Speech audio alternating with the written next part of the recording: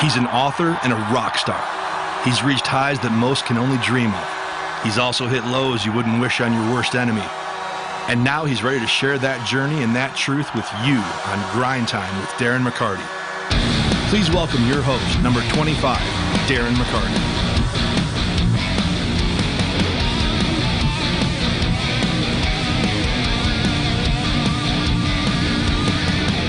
Yeah, it is Wednesday, April 10th, 7:57. Missed that one, Perry, by about 27 minutes, but I'm going to blame that one on one of my guests, Zeoli. It's your fault.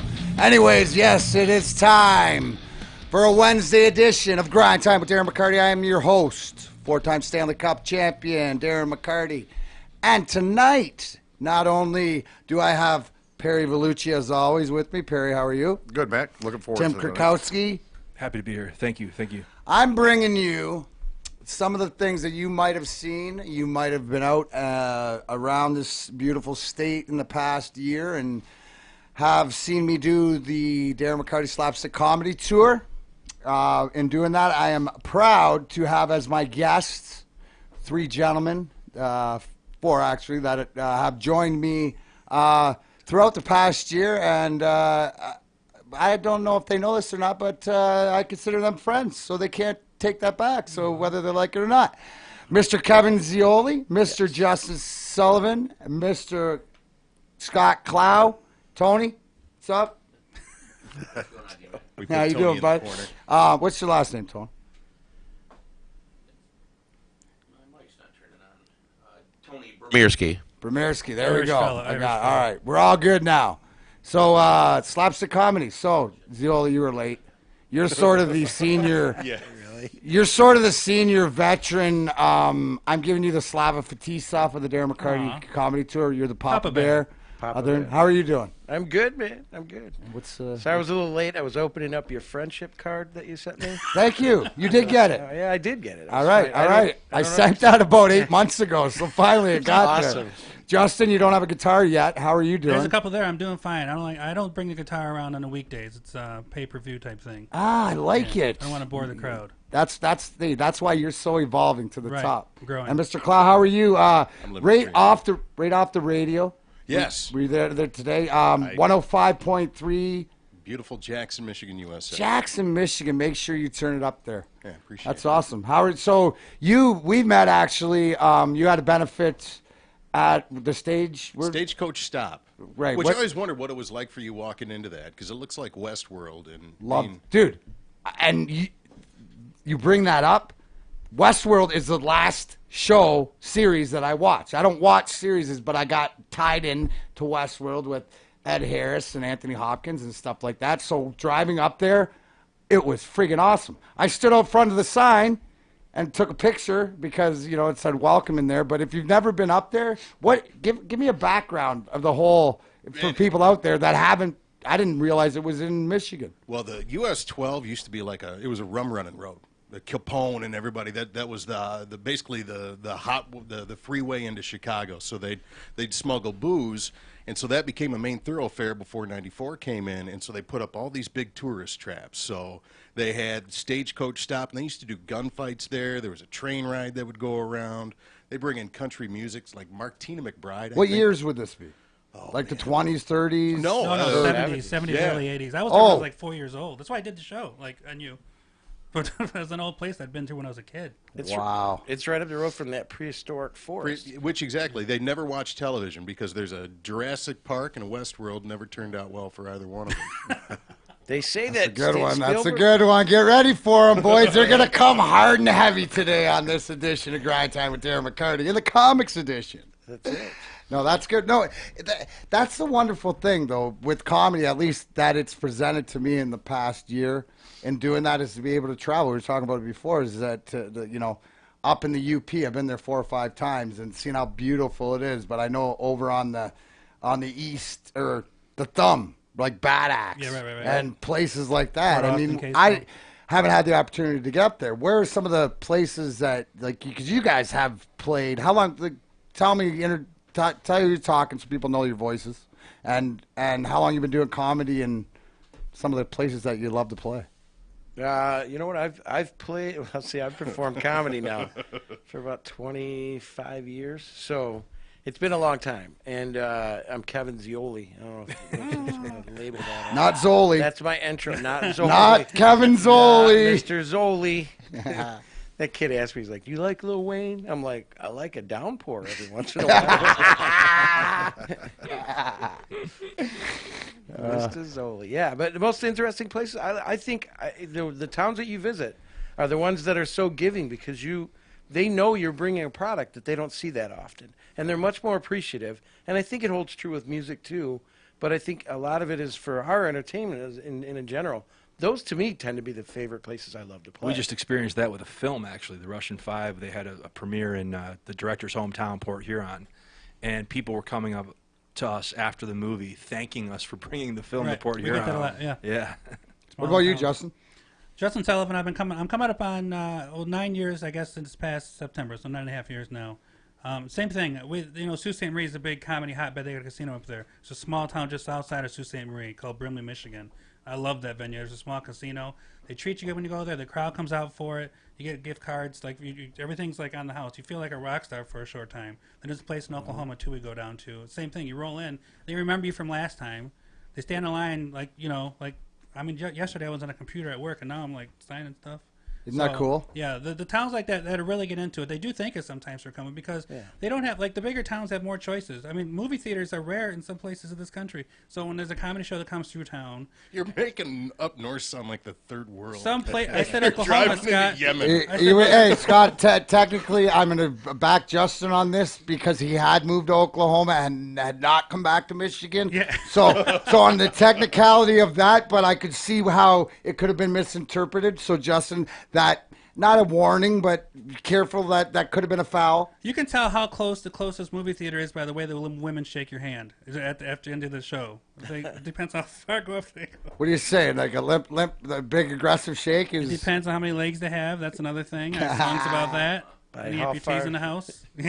How far they reach in your popcorn? How many shower curtains they have on their back porch? How about you, Scott? Because you're different because you do radio now, and you've obviously been around how long you've been around the comedy? Local celebrity. Well, Yeah, he is. not even close. Well, look at he's got the voice. I mean, when you have the voice. It's stock equipment, man. Came with the body. Came with the body stock. No, the first open mic I did was 98, and that was at Connections Comedy Club. And then I got married to my first wife, and life stopped, and then we ended up getting a divorce, so it was like 05 that I did Zeoli's comedy class out of Connections Comedy Club, which I think now in Lansing is a AutoZone. Yeah, it's closed. It's gone. Yeah, so Like everything else. Upgrade.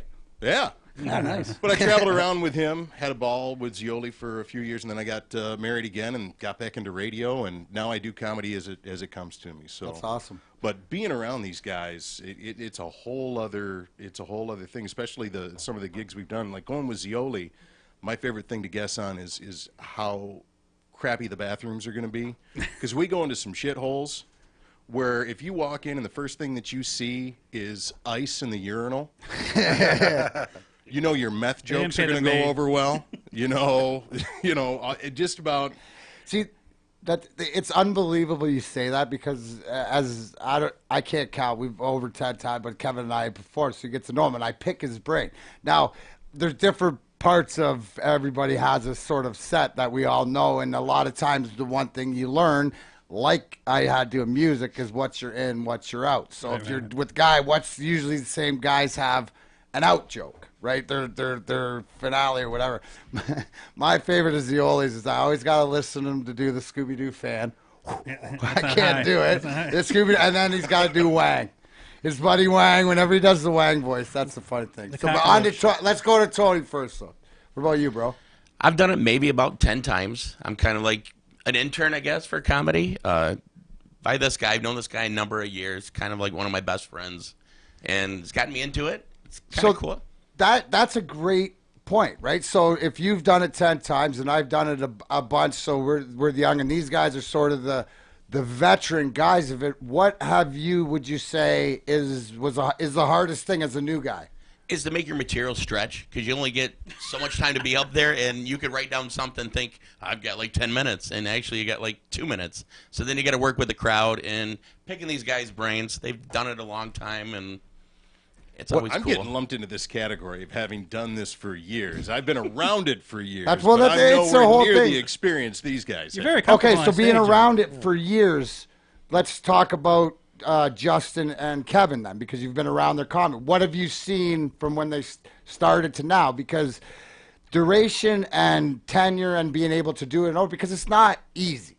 It's not easy. You put yourself out there. I mean, I always say, listen, I'm not a comedian, and I make the joke that I'm not sensitive enough to be a comedian, right? You know, and I'm not a musician either. I'm not talented enough. I'm an entertainer because I can get away with that because then I don't have to worry about being funny. I just tell stories that are good.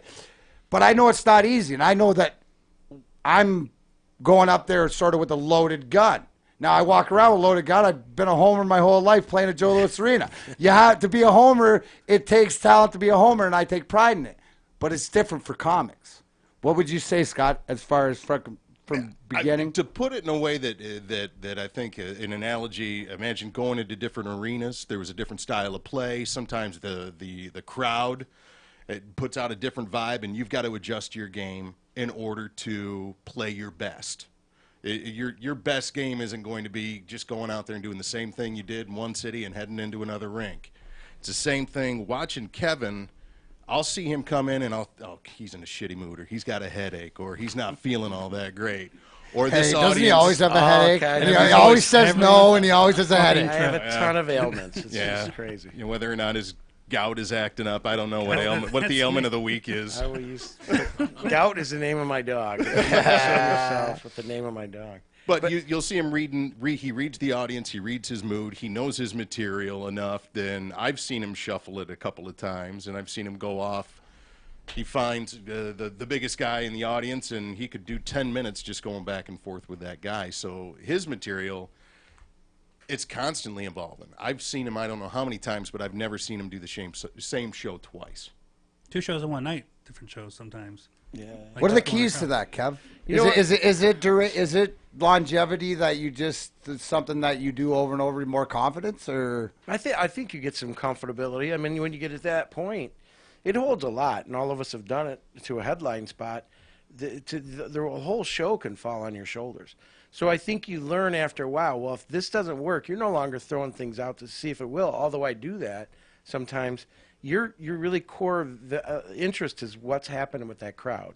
Are they having a great time? Doesn't matter if there's 10 people or, there's 1,000 people. It's the same feeling. You just want to make sure that you're succeeding on that. And I think that's one of those things that just comes with time. But I always learned, I was the youngest of 6 boys. I used to get thumped in the head and beat up all the time. But I learned how to say the right little thing to dig at my brothers to make them come after me, So I said, why am I throwing that away? And a guy named Steve Iott, who I worked with, great, fantastic comedian, Hilarious. told me one day, he's like, why are you holding back on that? Get out there and do it. And from that point forward, what it does is, I think it keeps me from getting bored. how long ago would he have said that to you? Wow, probably 20 years ago. 20 years Yeah. ago. So Yeah, then I'd the say roughly. difference you noticed, like if you look back, said you're a different comedian from after that conversation. Just Absolutely. Turning point, because I find that when you talk to a crowd, if you don't make fun of a crowd, that's something I don't do. I have fun with everybody, but I don't make fun of anybody. But once you find that connection, and I think we've all seen it, you leave because you do the same thing. Scott gets really in for the crowd, so does Justin. But when you leave, they have a higher regard to you. They're like, man, thanks for making that so personal. And that's all you're doing is stepping away from your material long enough to just have a conversation with You got to someone. play to the crowd in front of you. well, you're a different animal because there's all different kinds of comedy. You realize it's not all the same. Like you're a musician also, so you're one of those pricks that is talented and gets to fuck to me, do man. it. Hey, and you know what I like to say to you guys with the comic stuff is because you can't fucking sing, right? So you got to just be funny and play the guitar. No, That's the truth, though. I mean, I'm jealous, but I started out in bands, like when I was younger. Not a whole lot of them, but a little bit. And then I had it just didn't work. My friends moved away, whatever the case was. I've always wanted to get into comedy. And I think it was like my 10th time on stage I brought the guitar on.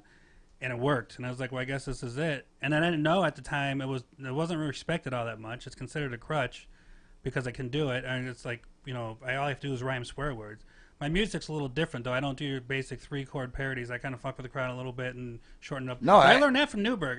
What we were talking about earlier. Yeah, Before I Chris started, Newberg. I seen him about 8 or 9 months before I started, and I was like, I don't rip his style, but I was like, I don't have to do 3-minute parodies. I don't have to sit there and bust my balls over writing another verse. I can just do that and bounce off the crowd a bit. And the second time I went on stage was 100 times easier than the first time. And once I brought the guitar on, I was like, because I was already, I've been playing at this point 32, 33 years, so I know what I'm doing with the guitar. And the stage fright wasn't really there. It's like a podium; I can hide behind it. Now, do you find it now? Like you said, you've been playing guitar for so long, but is it different when you get up there without a guitar, or is it just evolved? or do you not? I can do it, but I was doing a show, and I think you were actually there one time. And there's another comic in the crowd. His name's Charlie Newhart. He's on commercials and stuff. And I went up there, and it was an open mic. A name drop, right? Yeah. Charlie's DT commercials. Charlie's good people. And Sorry, Charlie, I never heard of you. I was supposed to do 5 minutes, right? And after about 2 minutes, I go up there, and I just fucking flamed. No guitar, flamed out. And as I'm walking past Charlie behind me, and I walk behind him, he goes, "You need that guitar, huh?" And I knew it.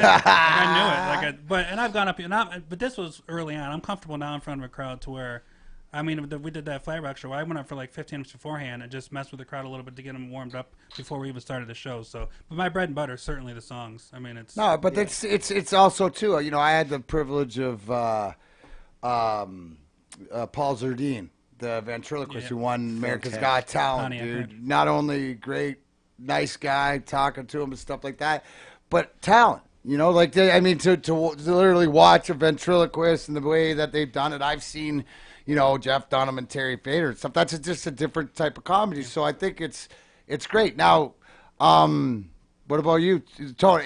Influences. I want to know, guys. Do you have influences? Like you said, you pick things up, right? It's hard not to sometimes. But you know, my all-time favorite is George Carlin. There's no way I'm going to go up there and do what he does. You know, one thing I probably picked up from him.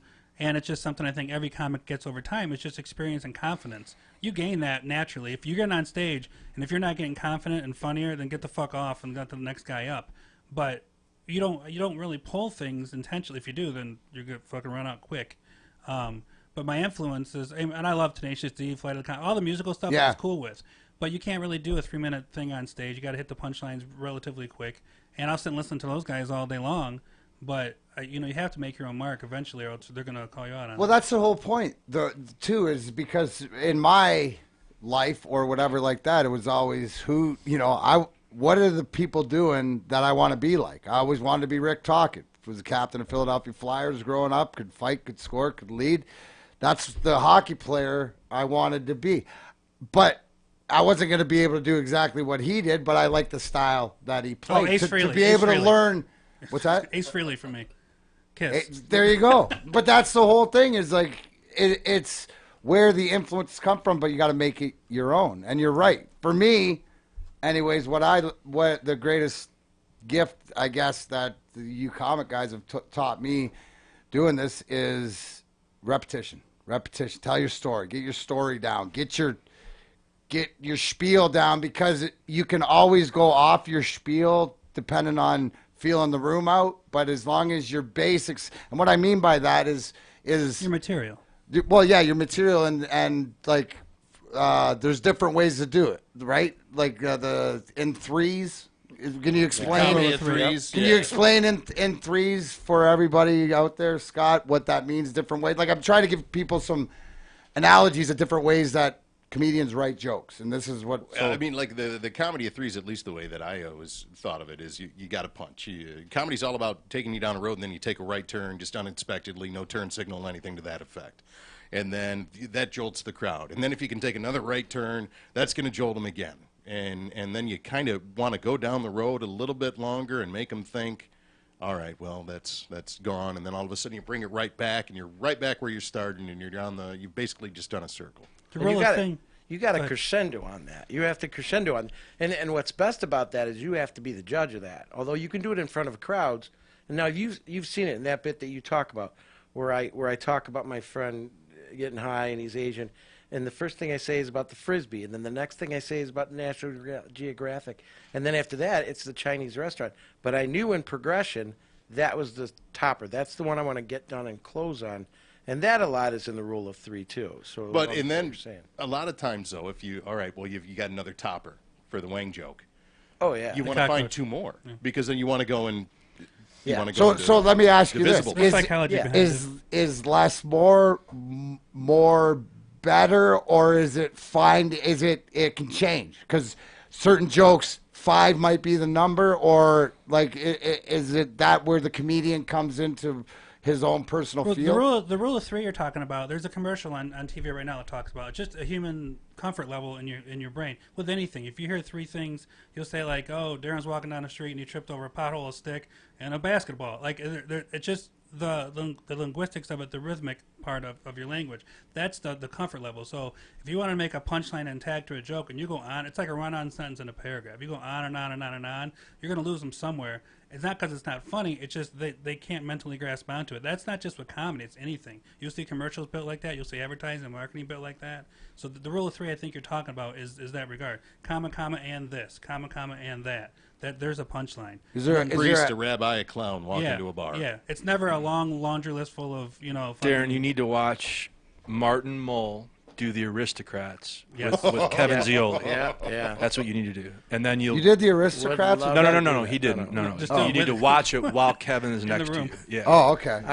Wait, why? Wait, what do you got? Why? Then hold on. You'll get probably get you your purple belt in comedy. If you get it, I'll give you your purple belt in comedy. Oh, that's cute. That's nice. That's very true. Yeah, and that's true. You should do that, and I'll do that. You should sit right next to him though when you do it. Not on my lap like last time we watched. Hand on his knee. Hands on the knee. I was comfortable. The rule of you know what you were. You're very comforting. I know, but it was like I don't like think Santa. I don't think the people on the bus were real happy with it. But you know what? At least we got that lady a seat. But I mean, look at another parallel to hockey. You got the hat trick. That's it. The rule of thirds is everywhere in human existence. Number 3 itself. It's a visual thing. Like a page is divided into thirds. A good photograph is composited into thirds. Like it's a third. It's an ergonomic thing for our brain and our body. It's almost less more because you think you're getting more now. You're not beyond the 2 normals.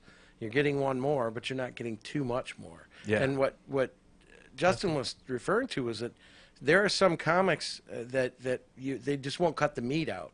There's a certain way to tell a story. I could tell you a story about like, I went golfing with Perry. He was wearing this thing, and he did all that, and he had an earring on. He did all. I could be. You can dive into the thirds. You can go into the thirds. The masters can go deep into the third. Any of the thirds. Exactly. They can go down deep tangents and never feel like you left the thirds. Those are the masters. So that's the key. Is sort of so it all goes back to martial arts. It's all martial arts. To be centered. It's all balance. It's all feng shui, and it's all the crane. Yeah, and the masters. Danielson, wax on, wax off. That's like that when you walk into any comedy room. If you walked into a room where you're supposed to be playing, for instance, and there's kids playing all over the place, and there's loud music, you got to start eliminating all the distractions. And it seems pretty obvious, but it's not always. So you want to psychologically, and you're not tricking them, but you need your brain to pay attention, the spectator, to what you're actually there to see. So you'll go into any proper comedy club, everything's dark, lights are on the stage, sounds good, everyone shut the fuck up, stop eating, stop clanking your bottles around, carpet on the floor so no one's hearing. So it's not out of politeness, it's so your brain can focus on what's going on there. You do that, any good comedian, the material is going to be there. I mean, we've been working on it, over the years to where we know what's going to make people laugh. Well, you know what hits and what doesn't. But I can't go into a bar that won't turn off their TVs. And I'm not airing my grievances or anything right now, but I'm saying that it's not conducive to letting someone laugh at your jokes. You might as well just go do it in the park. Isn't that funny how the job is never the job? Right. Oh, exactly, 100%. Like when I was on the road, fucking playing music was never the job. The job was driving 12 hours, eating shitty food, getting shitty sleep, fucking getting high. Entertaining was the easy doing shitty drugs. And then doing shitty drugs and shitty cities. Yes. It's like the job is never the job, especially in the coolest jobs. That is and you can attest to that. That's a perfect statement. Yeah. That's why sometimes when you get out there and I know that I feel it for now doing an hour or so, but telling the stories. So once I get into into the stories, but having that intention from the people to bring them back there. I think you brought it up earlier with the Russian 5 movie. If you haven't seen it, please go see it. It's unbelievable. It's good. It's awesome. Hey, I'm going to jump on that for a second just so everybody knows. Yep. You got till Thursday. Everybody listening, if you're watching live, thank you. If you're watching live on YouTube or Facebook, if you're listening afterwards to the podcast, you guys, it's April 10th today, right? Is that right? Yeah. You have until this Thursday to see it in a theater. Now, it might get extended, God willing, but the run ends Thursday. But where will it go after that? Any like? Well, like it is They're going to opening. do I'm sorry, go ahead. It is opening this weekend at the Farmington Civic Theater. So Okay, which they so show they might have second new runs. second runs. So that's a great question. So Yes, it'll yeah. be in your second run places, like your minor theaters. But they've all. It's not like it's dying because they're opening up in new cities almost daily. Like they have new cities. It's one of those things that I firmly believe, and if you've seen it, is that you just spread the word. It's sort of something like what we're trying to do with the Slapstick comedy tour or whatever. The comedy is just getting out there and letting people know that there's option and there's this and obviously it means a ton to me, and I'm a little biased because I'm pretty You good dropped in the it. F-bomb about 17 times in the fucking thing. Yeah, somebody had to change it from PG to PG-13. Yeah, you did it. Come on. And they're also they also been- just set you've up their seen my Oscar set. run. They just set up their Oscar run, by the way. The Russian 5. I'm sorry, last Russian 5 thing. No, They you just can Russian 5 me all night. I know. They just set up their Oscar run. So What's that mean? It means Is that you have to Urban be. Dictionary? You have to be It's a campaign, concurrently. basically. What's that? They're yeah, basically campaigning. you have to be to- concurrently in L.A. and New York in X amount of screens, and they were able to manage that. So the distribution company and Jenny, they qualified. Okay. Well, So- I hope they know that. I'll go to the Oscars. Take away the local appeal to it because we're all from around here and we love all that stuff. Yeah. It's still a very well done documentary. I was telling the Hell yeah. animation in the beginning is I've never seen it. I'm sure it's been Right? done before, but it's just the whole thing is Got you out of nowhere, right? The espionage thing, they right? don't- You've not have- seen Sin City? No, I don't. That's stupid. I don't know that stuff. Oh, there we I'm- go. sports Hey, and music. Sports and now we music. can see why he's got that guitar. Yeah. Trust me, it's worked. It's been okay. Hey, Mac, I got Patty Reed that's watching on Facebook Live from, looks like, Indianapolis. She wants Hi, Patty. She wants to know what got you started into comedy. How did you get started? And I'm wondering, you guys that have worked with them, what your thoughts are on Well, I got started. I I have an opinion. was telling that through. I went to see Isis from our Radio 1, the Detroit cast. It's also broadcasting here in not beautiful studio like this with all the great stuff. Take that down when I leave. But I got a call from Jason Douglas, who's these gentlemen also deal with. That's been a big part of the Slapstick Comedy Tour. And he asked me if I wanted to, host some things or get out on stage. And I'm like, Psh, you obviously don't know me. I'll try anything once, twice, 3, 5 times unless it kills me.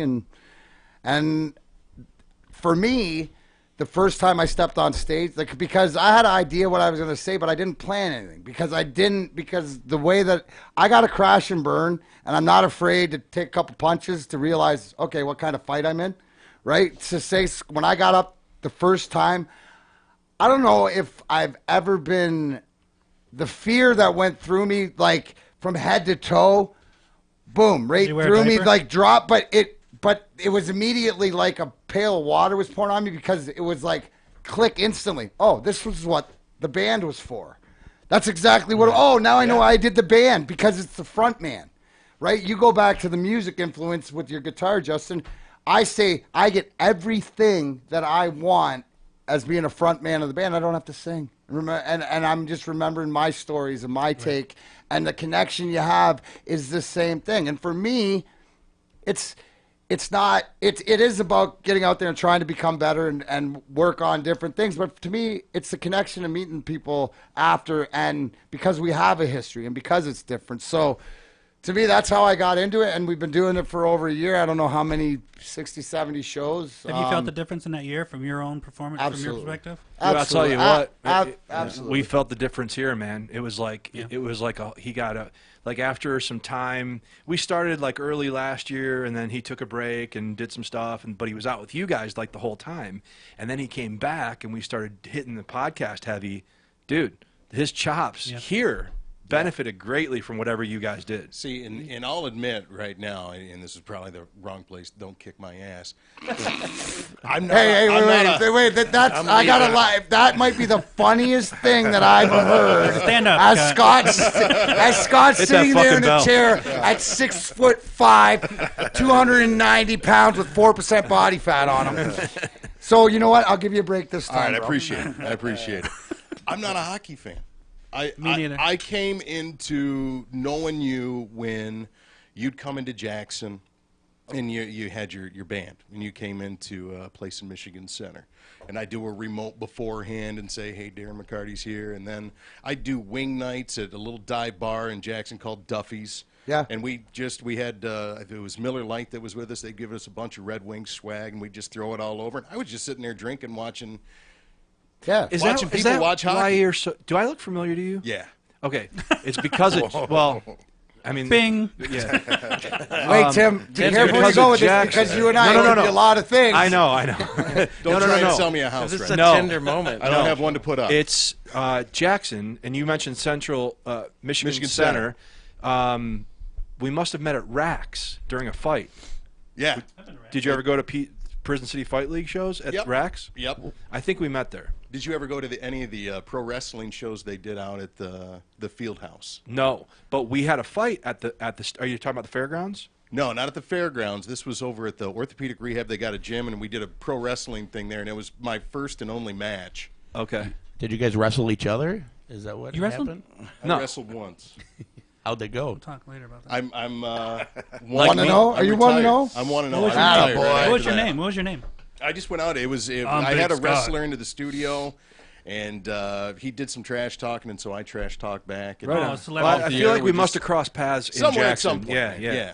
But anyway, I'm not. So I started getting into you with the band, and then Kevin told me about your show, and obviously I thought, man, that's great. I wanted to introduce that to the people over at Stagecoach Stop, and so watching you at the Stagecoach Stop in front of what we have 250. 5,000. 5,000 people in that place. Don't lie, I Scott. was watching you more as a comic watching somebody else run a room. And that's the toughest thing for a comedian is to have everybody's attention at once. And you held them in the palm of your hand. There was actually a drunk lady up front. You handled her right off the bat. You handled the husband right off the bat. And it was done extremely well. Was and this I the just- recent incident that we No, talked about? no. No, this No, that was About a month ago. It's about a month ago. Okay. You're right. Which and when you say that, which is all we're talking about, is that Kevin's when you talk about like handling a room or whatever like that goes back to what Justice says, is when you have the people and people don't, and I found this out firsthand, and I've addressed this on here, is that maybe I went to Kevin after and I talked about it because the one thing that I want you to play and I want to get into because talk about hecklers and for me, because Scott, here's the thing, I tell everybody, listen, right? I Google me. I'm not a comic. Darren, I'm I'd going to rather come keep off my the hands to stage. myself. I'm the guy Google that's going to yourself. come off the stage and punch you in the face because you're being disrespectful, not because because that's what I do. I pretend don't because you're interrupting for other people. That's It's not. common. You can do shit to me. I touched on this yesterday, and I'll decide whether or not when I'm going to deal with it. But and I realize that's shitty.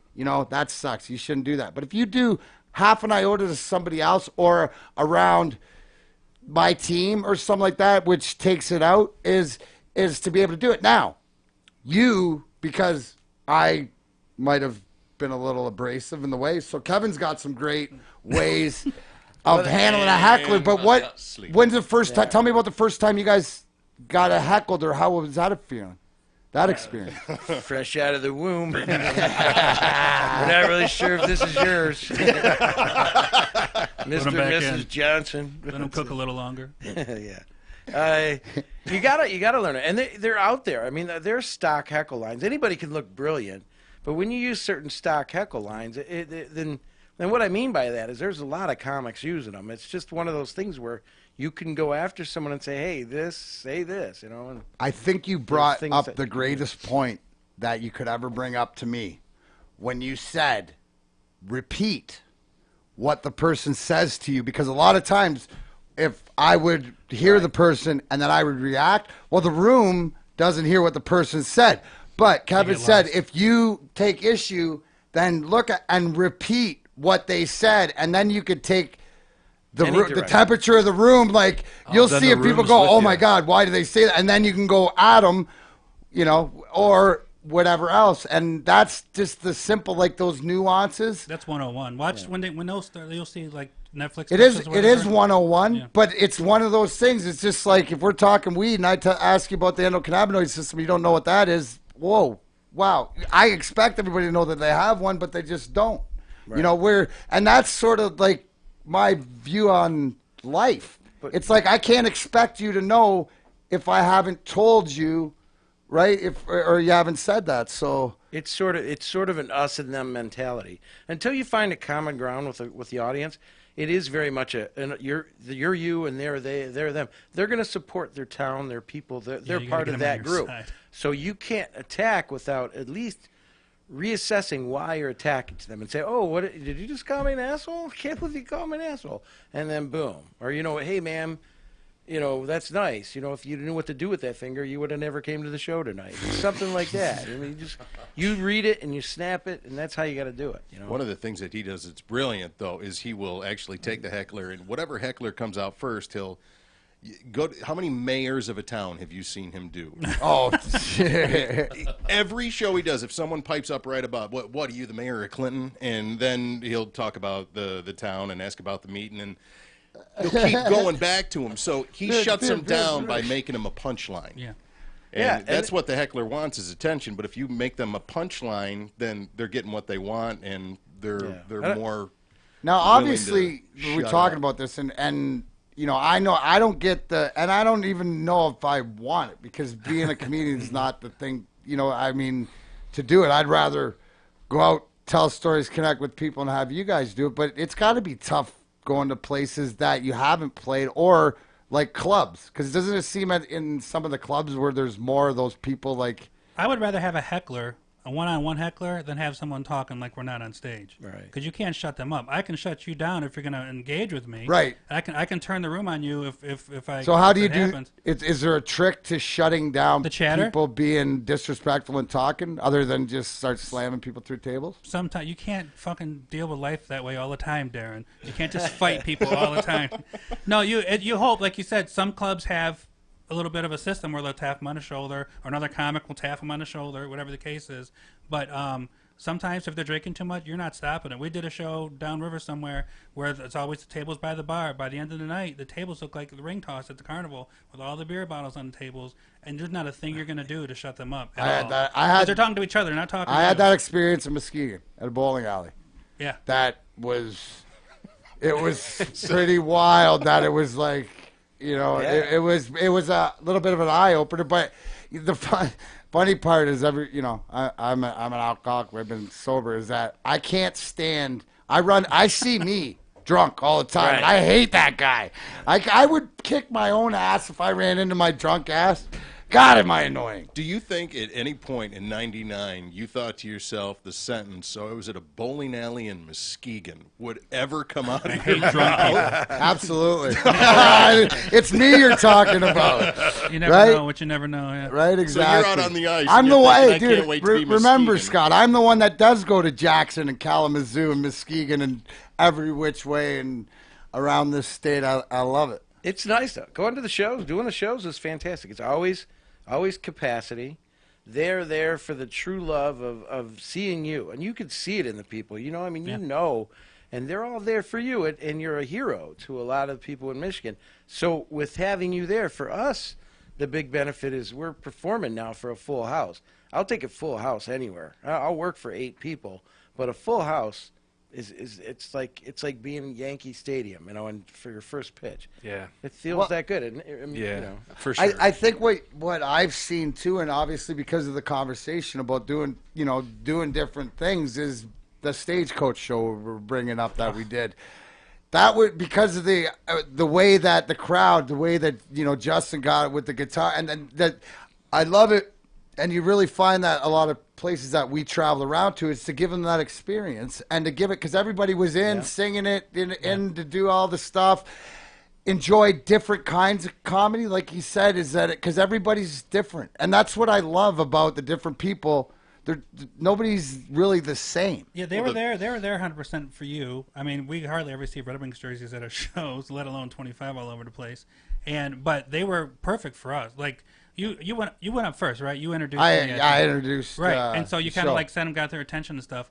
And I think I did like 15, 17 minutes, and it was just like doing a regular show. I was hesitant to come because of the hockey crowd. It was perfect. He went up there and destroyed. And when you went up there, they changed everything and gave you your full attention. You know, and it was like that show could not win any better. I think what you see though, and which I wanted to relate, is that you see that like my fan, like it's sort of like I enjoy your guys' comedy. I enjoy your entertainment. So it makes sense my fans would. You know what I mean? So it's like one of these things and that's what I've tried to make the Slapstick Comedy Tour. And I mean, I'm going to guess on the top of my head, what if I had maybe a dozen different guys and girls perform on it. And it's one of those things that I think just to continue to do, but as long as people know, you know, what it is. Take it for what it is. Now, I'll keep working with you guys and try new, you know, because it's inspiring. You know, it's inspiring to be funny or try to help, you know, and watch people that, like, I enjoy watching people that are musicians because I can't play, you know, a guitar, but I Not can, that you hard. know. It's kind of easy to do, right? Nah, you fucking Shred it up a little bit. So it's Very punching easy, people, yeah. right, Scott? I don't know why everybody doesn't do it. Yeah, right.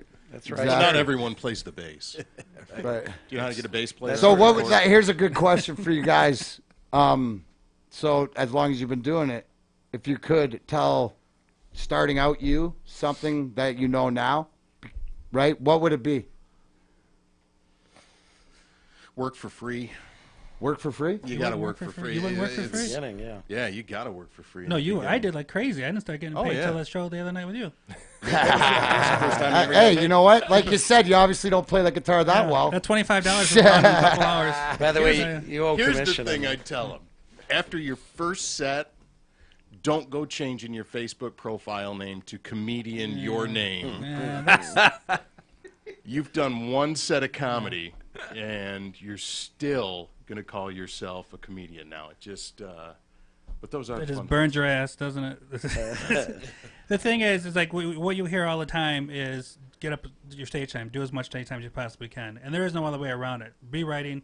All my peers coming up, all the open, like the whole open mic scene around Detroit, you can't look 2 feet without seeing a notebook somewhere. I mean, people are always writing, always writing, always writing. All my stuff's in here, and I held on to some things a little too long because I wanted to if it worked, I wanted to make sure I got the crowd that far. But I have friends, some people who are on TV, who I saw new sets every other week because they were working stuff out. Then they would pack it together. Before you knew it, they had a half an hour of very polished material, where it took me probably 2.5 years before I got 20 minutes because I kept doing the same shit over and over. So I'd probably tell myself, be a little more, challenge yourself a little more, write a little more. So would you say that today, as you're doing your stuff, that you'll go out on a limb or try things more? I'm more comfortable now for sure. Like, you know, I don't do as many open mics as I used to because that's where you kind of come up and get your bearings a little bit and try your new stuff. But like you told me a while back, like I don't have the time for open mics. It's just it wears it, especially when you start doing as much weekend work. I have a day job, and but I can try out new jokes during my set. And then as long as you follow them up with something that's, you know, is a heavy hitter, because if it falls on your face, come back. Right. So as long as you have it, and that's the thing too. So like you recommend, like if you're going to try something new, stack it in the middle of some pretty good ones. So if it doesn't fall, or then you know where you can take. Or you have a net. You know that if I'm going to try it because I think it's funny. A couple of friends think it's funny. To me, that's enough for me to go out there and throw it out, because you're just throwing the concept. You're not writing your whole bit. Like when you write a whole bit, you're writing a storyline around a really good joke. It might take a while too. Something that's funny, and it might patch itself together over time. But that's one of those things. I mean, see, and I disagree. All right, if you're getting paid, oh no, you go with your A stuff. No, but see, if you're getting paid, they're not paying you to try new stuff. You're not jumping into good point. But you know that you've done your own tests. I mean, there are certain people. See, and here's the difference, I think, Scott, that you're saying is you're talking to a 25-year veteran that can look in the mirror and go, yeah, really? That's not going to work. Give that to Jason. The other thing, Jason will use that one. the other difference is what is new now. Say for me, almost 10 years in, I know I deliver completely different than I did new back then. My confidence level is off the charts now compared to the way it was. Yeah. And there was a certain period I went through just not caring. I stopped doing comedy for a short time, real short time. Then I thought, well, they talk about developing your voice. I feel is once you start getting to the point where you feel like you're, like if you're funny on the streets or whatever, the material aside, and you have a certain way about you, and I've always made people laugh my whole life. Once I started to get there in between my jokes, I knew, like, okay, now there's my comfort level. Then my confidence shot through the roof. So the new stuff, it's not like an open micer trying, and I don't shit on open micers. A lot of people do. We've all been there. But it's not like an open micer trying to new things, because I would tell them, no, look in the mirror for another 20, minutes or whatever. But the confidence level in knowing where the spot is where I can put this joke, if I even do it at all, is where I know I have the crowd there at that point. I'm not gonna. You got to look at that new joke though. Is the rookie on the bench, and you better have a good lead before you take him off the bench. Right, and that makes sense because I know what you're saying. You feel it when it happens. You know when it's happening without knowing. But once you know the premise. Everything's built on a premise. It's a storyline of something. The thing I do with a deer was because I was at my friend's house pretending like I was smoking weed with a deer. And it was How a statue. Were you that night? And I said, no, but here's the thing. Oh, dude. I'm at a I party. thought smoking weed with my squirrels outside and having a chat was, He has them sitting on their seat the entire, you can hear a fucking pin drop. And that's when you know that sometimes silence is bad. When you can hear a pin drop and you have them engaged. Oh, he's always got him at that and joke. by the time that punchline comes, they're off. All right, but that whole start, back on that for a moment, but it all started with that idea. And I brought that to the table for the bit. And then what I said is, you know what, I can add some things to this. And let's make this into my own story. Well, whether at that point it's got truth, as long as there's a standard of truth in all your jokes, that's what we do. We have to embellish it and build a storyline around it. But as long as there's a standard of truth, so there's always got to be something where you're at a party and you do something goofy and stupid, and everybody there laughs. You're like, I got something. Just to anchor it, so then you can add and embellish. But there's something that's genuinely funny anchoring it. Here's also too is that because and one thing which in that joke, just ramble the animals because you got the animals. What have you gotten high before? I've gotten cats, dogs, frogs, snakes, turtles, chinchillas, hamsters, a bird, a fish. I got a fish. You got a fish. How'd you get a fish eye? I dropped him in my bong. How do you know he was dead? He was swimming sideways. No, he said, how do you know I said, how do you know he was high? He said, he was swimming sideways. I'm like, no, you killed that fish. And even that, when I say kilt, I want somebody in that crowd to go kilt. I'm like, that's right, kilt, because I was homeschooled. And then I go, my prom sucked. It was like right, which in that what you just said right there, back to what Tim said about taking it on the third, you went off there, which you're not gone. You just added, spiced it up because I've heard you not say that and say that or whatever it be, like you said. So if somebody goes kilt or right, exactly. If somebody doesn't, it goes unnoticed. Very Richard Jenny. We were talking about that earlier. Always go on the side tracks. Always come back to the center. How about influences for you, Kevin? Or favorites or? Robin Williams and Don Rickles, which I think kind of reflect a lot of those two. And your age. In my show. And my age, yeah. and Richard Jenny. But going back to that original question, I started in music like these guys. I toured with the band for 7 years. I was a lead singer. What was the band's name? Some of us do. What was the fucking band's name, Rusty Kevin? Trinity. How many members were in Trinity? Trinity. There were 5 of us. There was 5 in disciples. Trinity? It doesn't make any sense. It makes no sense. Were they a Kiss cover band? Is that how you that guys would have made met? more sense. Okay. We were all high in the basement. We're looking for the name of the band, and we looked at the bottom of a bag, brown paper bag. It said Trinity Bag Company. So I was like, Trinity? Brilliant. Those guys went. The universe gave it to you. Yeah. Later we realized. How wow, high were you, dude? I got it. man. I was got pretty it. high, That yeah. was the The night. search is Darren, over. have you ever seen the headshots from that band? No, but I'm gonna request it before he steps on stage Remember, on the next who's the- next. He has a Slapstick sweet comedy. perm. He has a sweet perm. Who's the Pittsburgh Penguin? Yager. Oh yeah, really? Oh, You had the totally. mullet kid? It was ridiculous. Listen, I sported a pretty good mullet back in the rookie days. Back of the hockey. You always have to have one, right? That's your I memory. mean, that's like, hey, that's guys like bragging us. right. You We're- know? I'm fucking with him, but Hey, he we're can at this sing. We do age. karaoke sometimes. We're out on the road. I am the one who wins the money, but he can sing really well. He can do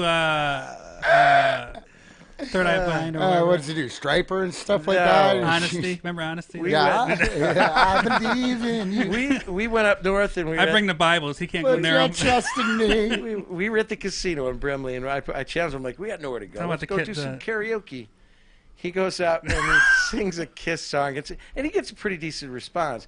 I'm like, all right, sit tight, man. Then I went out and did. I was fully single when this And there's a happened. bunch of burly guys in there, so I'm like, all right, what do I got to do? And I'm like, all right, I sang "Sympathy for the Devil" by Rolling Stones, and in the end, I looked over to him, and I'm like, I think I won, because in the end, all the guys at the bar were like, woo woo, Yeah. You got him. The really smoking pretty bartender. Oh, yeah. Who shares the name of a local comedian, which is really funny, and we joked about that. But so like we were talking to her, and again, for the record, we were both very single, and so he's gonna throw his Alarming how moves many on. times you got to throw that Because out there. we played this place multiple times, and so the girl's like, and I did "Hard Luck Woman" by Kiss, and I killed it. All right, and Killed it. and Killed so it. Check.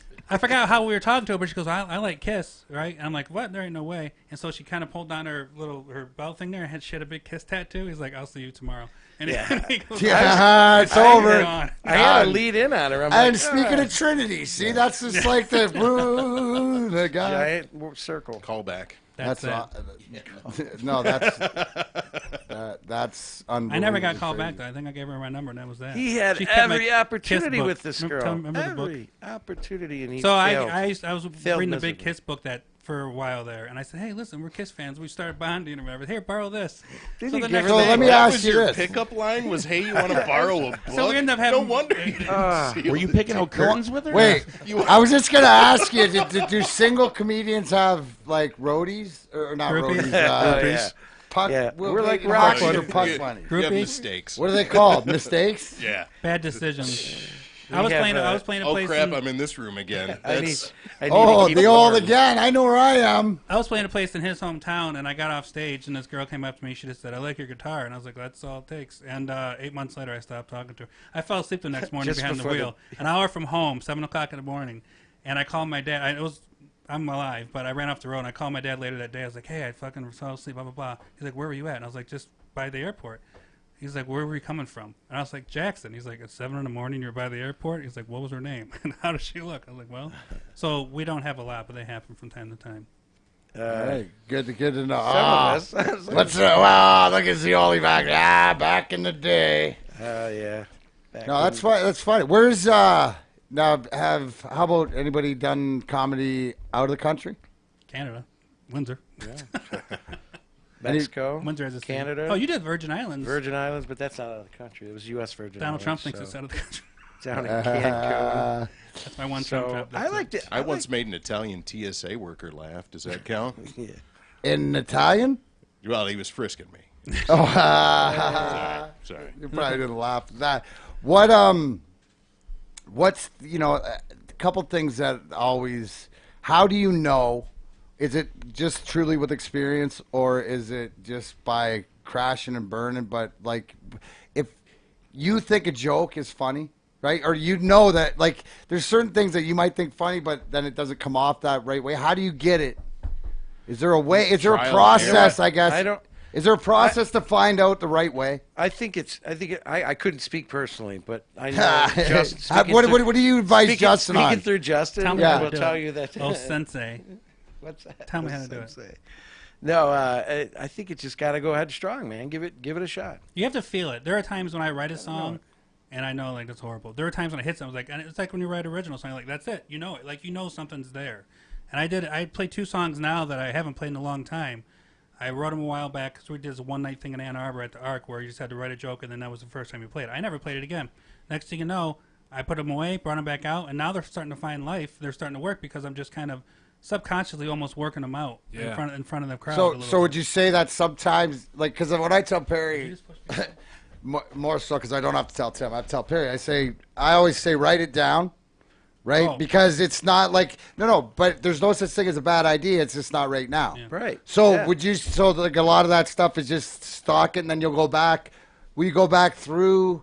Like, here's what I guess I found when you're busy, when you're going through, like you said, where you're doing 2 times a weekend or stuff like that. So you're going through a set, like sort of a set list if you're in a band and, you got it down. Then when you have some downtime, you want to work other things in, right? Exactly. Just keep going back, just whatever, because something you wrote 2 years ago. Like, why does this song work now for you that it didn't work then? I just didn't play it for a while. Then I brought it out. I think I brought I mean, it but to like, Phil Klein. I'm wondering, like, for personally, is it because you're in a different place, or is it Yeah. because of the confidence, or is it? I think it's just the way I bounce it off the crowd, and I do a lot of interaction. You've seen, so there are certain things I do. Little twitches in my face, eye contact I'll make, I won't make, different chords. It's just a matter of what's going. What the fuck? What? We're gonna give you a light here. You wanted to give Here. me a light. I have Yeah. been with this You guy. have another what? 3 or I 4 love, hours look, left. man. Tell him what the light is. Yeah. I Tell him love what it John means. I know what the fucking Sullivan, light is. man. If you see a light in the back of the rooms, it means you need to Kevin doesn't Wrap always it up. know it's a yeah, late. wrap it up quick. He I don't he usually thinks get I'm one. long-winded. I don't get one. We've taken Can 12-hour we trips before and never put turned the that up radio to a on. I'm the vote right long-winded now? one. And that's What? one story, Darren. He'll tell one story that long. It's like he Here gives he you comes. every. There is a detail. rumor that Gives you every detail. that it was Chicago. Where did you guys go last week? And you said you barely got the story in. Oh yeah, he barely got this. 4-hour You trip. want to finish this? We We gotta had, wrap to, this we had to up. go back too. It's another 3.5-hour drive on the way back. Do you guys bust each other's balls all the time, especially when you're traveling together? We Justin have. and I- He's what are you pushing 60, right? So he's I'll be 42 next couple weeks, and I date your mom once. twice, and then You can get your I got a birthday out permission there slip. too. But we have a big brother little brother relationship, and I'm the big brother. That's no joke. But the truth is with me and him.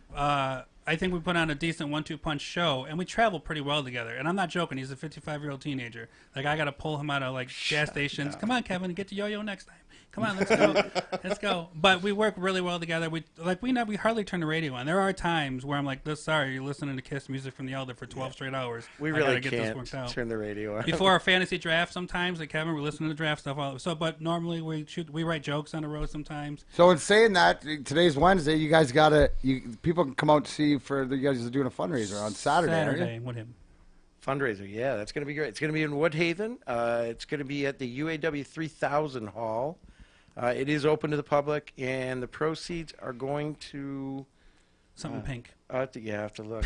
I I don't want it's to the say the breast wrong. cancer awareness. But it is a fundraiser, and I don't want to say the wrong fundraiser, so I will look that up. and But I'll it's let you know. fundraising But yeah, it is for the fundraising. Woodhaven community, and I know that it's put on by the UAW. We've done, they're Ford great there. UAW? Yeah, they treat us really well there. They let us go in the president's office. We get to go in the refrigerator. It's like they have a big Made Detroit airbrush mural we take pictures in front of. But they pack it out. Last time we were there, I think it was like maybe 4 years ago, and they're really they're good. People like that, when you get the halls, like they're there. That's their night out. They love it. They want to come out and just have a good time and laugh. They're ready to laugh. All you have to do is just give them the joke. How about back to? I know what I want to ask you, but you bring up the open mics. Are there some that you would recommend for people out there that are looking to do it? Or there's some Just go. What's Yeah. that? Just go. It Yeah, doesn't matter find 'em. where. Like where are like I the one wouldn't that's even know. closest to you. I don't think any of us really know. Ridley's for Justin you. might be the closest to knowing where the open mics are because he's still kind of in the scene. The one thing I will Is that say, because he's the youngest here? No, There's a I- bell ring right no, there. because he's the newest. I know. Tony, you want to take that seat? But I think Shut the fuck up. I think if you're going to start out, take a class. Bill Bouchard runs an Well- incredible class Oh, out of Mark Ridley's. Ridley's, and I came up with Bill, and I was very lucky to know Bill early on and all the things that we struggled through. But to watch a guy like that, and he's been in every facet of comedy. So I would say, call up Mark Ridley's and start there because that's a good place to start because he's going to get you he's going to get your foot on the, and he's been there. He's done everything. he follows So, up yeah, too. He'll guide you, and the It's scene will guide fantastic, you too. The yeah. people, you peers, just open your eyes, shut your ears, tell jokes. Yeah. Well, that's the That's one what thing it- that I've noticed too, and I would encourage anybody out there that it's not, it's just like people are in anything else, right? There's good people, there's people that are different. Comedians are no different, but there are a good group that will. The thing that I love, and for the most part, being around is people pushing to support each other. Like Big all time you guys around here. sitting in here, whatever, like to try to, for me to be the best, because the best show that I can provide out there, and always to work on that. So I always appreciate the tips, and I encourage people, if this is a passion of yours, like you said, get out there and look into it. You like, regret it if you don't. right, you will regret it if you don't. Was it something like for all of you? Was it like you said, out of the womb, you knew you sort of wanted to be, like you said, when Steve told you as you get going, it set you on your path, but Get moving. Yeah. have you ever, like Tony, here, let me ask you, because you're newer into it, you said 10. After starting it or before starting it, were you like, maybe not, reservations? Yes, you can be scared shitless. You get up there, like you said, your first time being up there. My first time, I stumbled over things. I just limped along, got like 5 minutes, and I was like, okay, I'm done. They didn't even do the light. I was like, I'm bailing. I'm out. I can't do this. It's not for everybody, but you just have to So then the drive. second time, how quick did you get back on the horse? Probably about within a month. Like, Okay, try to and hone my craft, write a few more things, try to get myself to where I could kind of relate to the audience. So, and then just progressed from there to where you say, if you've done it 10 times now, what's the difference between, after doing it the 10th time and the first time? it's like riding a bike. Eventually, you just get the hang of it, and you find out what works. You can read an audience. You're gonna have a heckler, and you're gonna be like, "Shut the fuck up" or something like that. Yeah, I remember that one. One of the shows they're doing. I'm sitting there. I was collecting the money for him. Is what I was doing for the ticket sales. People that didn't get tickets in advance could buy at the door. He was doing more than collecting the money. Well, I'm sitting at the bar, and I'm not even talking, but my back's to them, and I'm like drinking my drink, and I hear, "Shut the fuck up, Tony." I'm like, "What the fuck is going on?" He's telling me to shut the fuck up while I'm just talking. Like, I wasn't even talking. I was drinking. The person next to me was talking. But that's how I got their attention and be like, hey, shut the fuck up. It's I can't believe you're That's talking 7 out of during 10 Justin. true. I know how bad. I know how much that annoys Justin when you're talking during a set. especially when you've even been though coming you're to these collecting the shows money. for years and you're a friend, you know the rules, and you just don't stop. yeah. Tell Have them you the real ever- story, Justin. So the bottom line is, and it's just like I say all the time. So no matter what on Grind Time we talk about, what have you put in to get out, right? And to me, what I've learned tonight in the past hour is that hard work.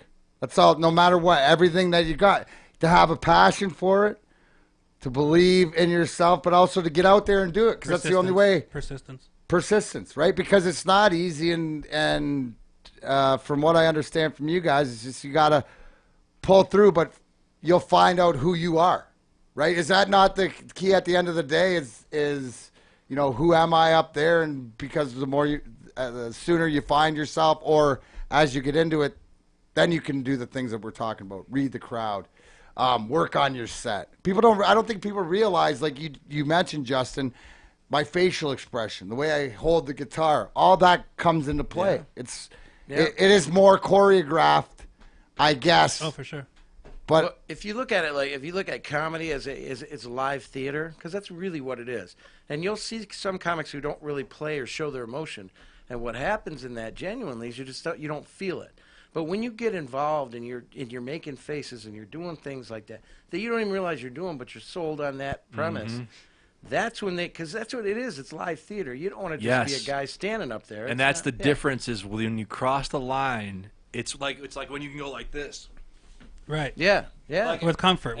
Yeah, it's confidence. Like it's being able to do those things. And you're a lot more comedy and a lot more of yourself. You know, when you finally get to that point. So. Yeah.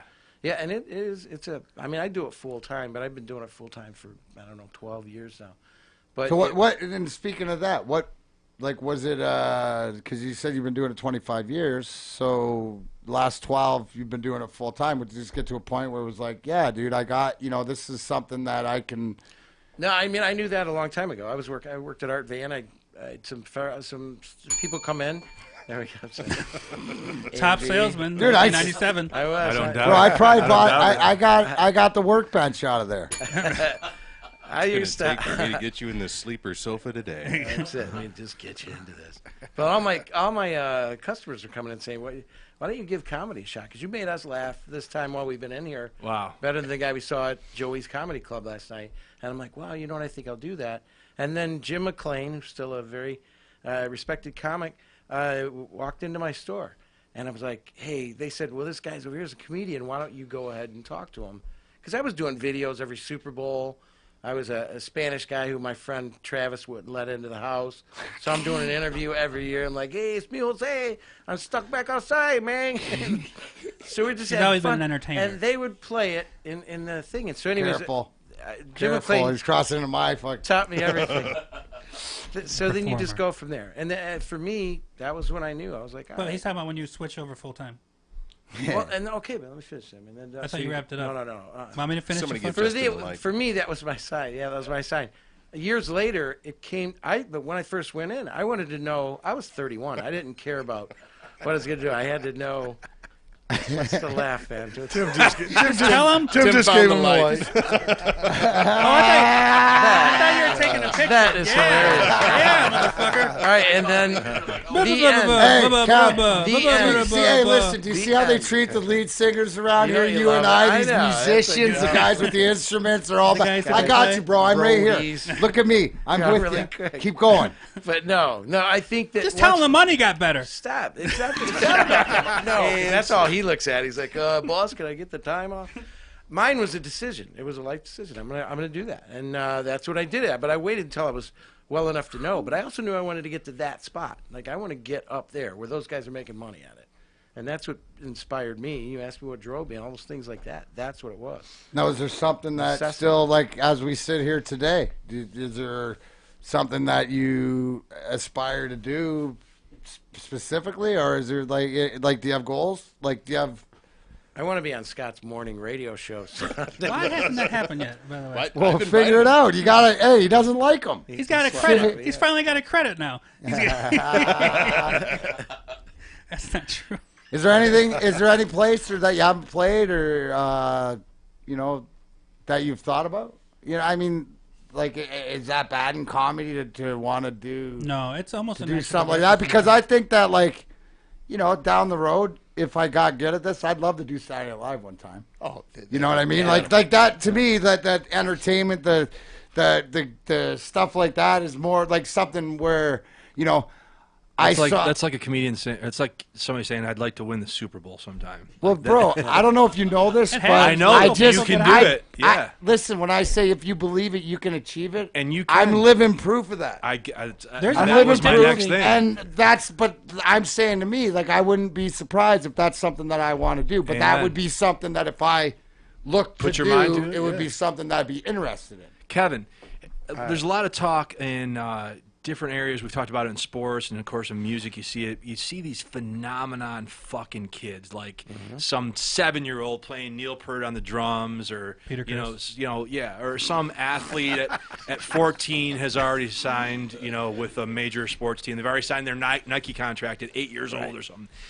Are there phenoms like that in comedy yet? Have you seen anything? And you go, fuck. Oh, and you yeah. just want to pack it up? Like, are there comedy phenoms? Absolutely. Okay. I think they're out there. And it's whether they get by the whole lifestyle that comes with comedy Right. that really draws them back in. But you talk about guys. We know about the lifestyle. Yeah. Well, it's yeah, back to there your you point. Go, yeah. And that's the point of it's not just, it's that little thing that you said earlier about that's not even part of the job. The whole part of the job is that.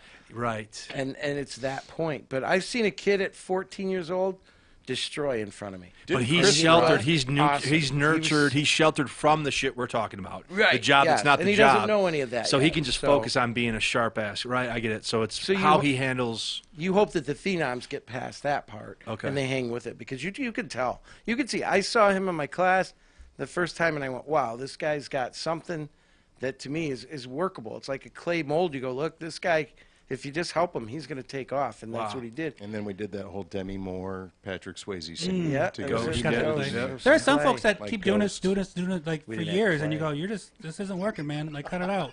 And there are some guys, there's a guy that he came along when he was 18, Brad, and we knew. And you see people work their way up, and you can see them working on their craft. There are some guys that come in and girls that right off the bat, like, holy shit, this is not going to be hard for him whatsoever. Brad Wenzel's a guy that we saw come into Joey's when he was 18. And I guess he'd been writing since he was, even earlier than that. He's been on Conan 3 times now. I think now he might be 26, maybe 25. Whose dick did he suck? Well, his own. If you review most of this podcast, he's in the wrong thing. He's in comedy. Wow, he must be really funny if he can suck his own Somebody dick and he's in comedy. That's can't grow up funny. Well, that's why he got mustache booked yet. on TV, obviously. Yeah, Conan likes him. But no, it's obvious. Just like you said, it's no doubters. Like, well, that he's gonna do it. You can tell. And Yeah, he's you on can his see way it's up the there. hard workers too. It's like you go into it fully faceted. You devote your life to this, and you gotta. I mean, that's what you're saying. Look, I'm gonna check off every other option. Well, it seems like there's both. And There's that's always it. the phenom, and then there's always the fucking hard worker. You know, Is there- like- is- Out there too. Yeah. I'm gonna ask you each this: Great is there point. somebody out there now, like to look up that you see that like it's or Locally? yeah, up and coming. Who do you got? locally, Anything. locally, or somebody that that you've run across, or I mean, give the audience some people to check out, other than Jerry yourself. Donovan, Jerry Donovan from JDC. Listen He's to you. pretty. All he's the guys great. who book rooms. Yeah, always we're just gonna. So the guys that book rooms. That's all we love. The local those. comics that are coming out of here right now, out of Detroit, Red Wenzel's one. Jeff Horst has had some stuff on Comedy Central. He's moving out full time to Los Angeles now. Josh Adams doesn't ever really have a TV card yet. Josh Adams, I think, is top 2 or 3 funny guy in the state. He's I don't know, maybe 26, 27. Now, what kind of comedy? Like what like would you do you guys as comics categorize? Is there like like Yeah, Yeah, there's musical ranters, comedy? there's tellers, there's There's a one-liners. style. Yeah. Some people- He's a joke teller. He's a writer. Really funny. Fucks with the crowd quite a bit. But I mean, he'll put the mic, not put the mic down. He'll put his material down and get on the crowd. And he's one of the guys. This is another thing. Sam's another one. He's with Sam Rager, girl. There's people at open mics that we come up on, and when they get on stage, we'll just stop everything because to make a comic laugh is pretty tough sometimes. Yeah. But Yeah, you'll see comics, 2 or 3 at every open mic that we all know. Once they get on stage, we just stop. The phones go down, and we start watching what they're doing. And they'll eventually find a way out. And they're naturally funny. They're good at what they do. Different, unique stuff like that. Yeah, and if the punchlines don't go, then they pick up a guitar. Yeah. What about, I What about honestly owed him Drive that one. I owed him everywhere. that one. What about Kill Tony? You guys watch Kill Tony at all? No. No, Tony Hinchcliffe. He's from the Rogan crew, and they do the Laugh Factory once a week, and they have a fishbowl. Oh, I and know. Yeah. Everybody can put their name in. Anybody can put their name in the fishbowl, and they randomly draw a name, and you get like 90 seconds or something. You get like, I don't know, 2 or 3 minutes. Sounds like and fun. there's big hitters at the table with Hinchcliffe Right. and Brian Redband, and they have guests like Rogan might be one of the guests or another guest. And these people, I mean, and the line is out the door. The room is packed, and there's civilians and there's people who put their name in the bowl. And you do your 2 minutes, and then whoever the guests are, and Hinchcliffe and Redband, they just rip you apart and then put you back together again. Right. So it's almost- Check it out. Sounds like a sometime. great I will, idea. yeah, I'm in. I mean, we should do that. Yeah. Dude, if we're gonna, Oh, dude, that would be Do it out here. the way to do it. there's no reason why you couldn't do that in Michigan. They Everyone, have something like that. everyone wants to be a comedian. That's one thing that's nice about what we do is that I people don't. sort of look at you. Well, you know what I'm saying, but you have a certain admiration for it. You were a hockey I do. player. I I'll admire trade one it. of your Stanley Cups for any gig I did that was over 1,000 people. Have you ever had anybody tell you that like you're not funny? Yeah, all the time. I mean, you get that. I mean, Yeah. how often? Yeah. Yeah, they're on 3 my of 'em. phone. Cheryl every day. My wife. yeah. No, yeah, people have come up before. Like the other guy, you did okay too, but you can tell when they're being nice and polite. But yeah, for sure. He And means people, not I've been related kicked off to you. stage. I gotten hooked before. I had a guy come up. I just told him before the show. Guy come up, and large guy. I was playing for the U.S. Coast Guard, and they were a horrible crowd. They wouldn't stop talking. Put his hand on my back. He's like, I think you better wrap it up. I'm like 8 minutes into a 30-minute set. I'm like, I don't know. He's like, just look at their faces.